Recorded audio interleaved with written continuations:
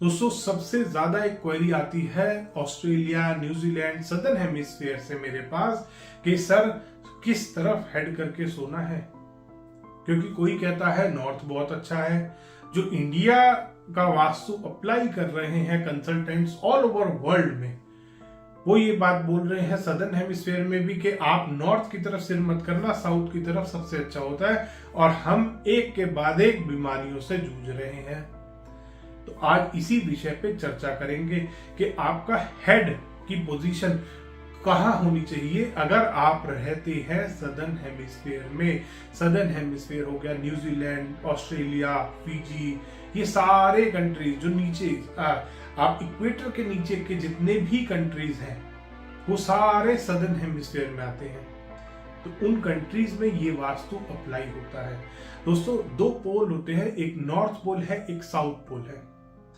जो लोग northern hemisphere में रहते हैं उनको नॉर्थ पोल का इफेक्ट मिलता है। North pole magnetic pole, north pole अगर आप नॉर्थ की तरफ हेड करके सोते हैं तो आपके भी वास्तु कंसल्टेंट ने आपको बताया होगा कि आपको ब्रेन से रिलेटेड, हेड से रिलेटेड बीमारियां हो सकती हैं। यही चीज चेंज हो जाती है जब आप जाते हैं साउथ पोल की तरफ, सदर्न हेमिस्फीयर में आप जाते हैं। सदर्न हेमिस्फीयर में अगर आप साउथ की तरफ सिर करके सोएंगे, क्योंकि वो साउथ पोल वहां से नजदीक है, आप जिस भी पोल के नजदीक रहेंगे वो पोल आपको देखना है। आप नॉर्दर्न हेमिस्फीयर में रहते हैं, आप ध्यान करेंगे आप नॉर्थ की तरफ कभी भी सिर करके नहीं सोएंगे। आप सदर्न हेमिस्फीयर में रहते हैं, आपको ध्यान करना है आप साउथ की तरफ कभी भी सिर करके नहीं सोएंगे। सिर्फ इतना ही वास्तु नहीं बदलता, आप ईस्ट डायरेक्शन में हेड कर सकते हैं, आप वेस्ट में कर सकते हैं और आप नॉर्थ में कर सकते हैं सदर्न हेमिस्फीयर में।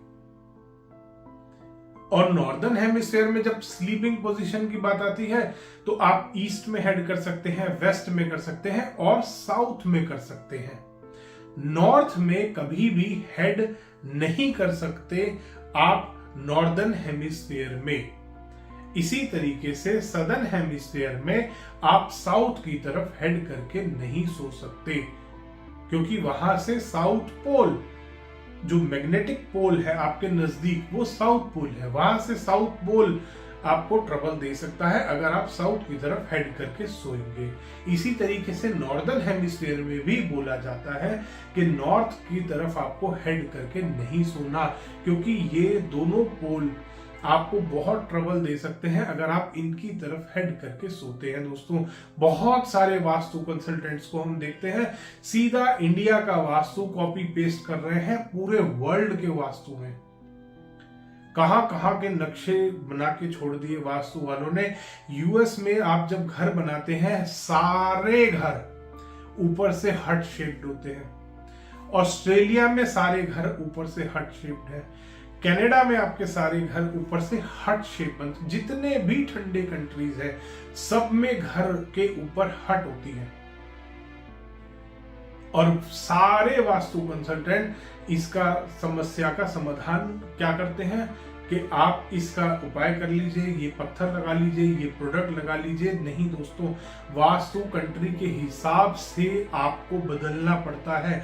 वास्तु के फैक्टर्स, क्योंकि वहां पे एनवायरनमेंट कैसा है, बर्फ पड़ रही है वहां पे जियोग्राफिकल पूरा वो कैसा है, टेरेन कैसा है वहां पे उस जगह की टोपोग्राफी कैसी है, हर चीज मेजर की जाती है, हर चीज देखी जाती है। इवन साउथ अफ्रीका में हम बहुत बार जाते हैं, इजिप्ट में मैं बहुत बार विजिट करता हूं, ऑस्ट्रेलिया में मैंने बहुत बार विजिट करा। हर कंट्री में वास्तु चेंज हो जाता है।